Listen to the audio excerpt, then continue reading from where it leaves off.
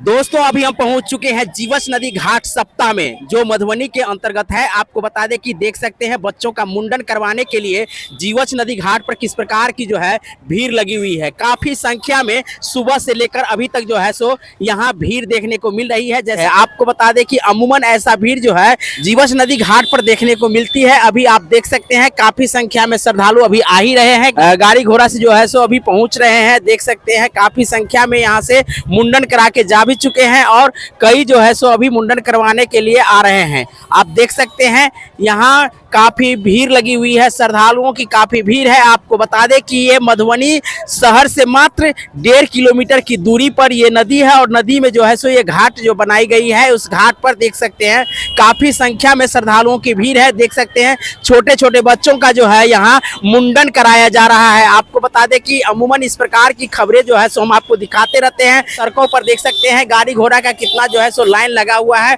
उसी प्रकार आप देख सकते हैं चारों तरफ आप जिधर भी देखिएगा उधर आपको भीड़ ही भीड़ नजर आएगी, चाहे गाड़ी घोड़ा का हो या लोगों का हो। यहाँ काफी संख्या में श्रद्धालु पहुंच रहे हैं। आप देख सकते हैं यहाँ मुंडन करवाने के लिए कितना जो है सो भीड़ लगी हुई है। पहले कबूला जाता है, उसके बाद जो है सो मुंडन कराने के लिए यहाँ लोग पहुंचते हैं।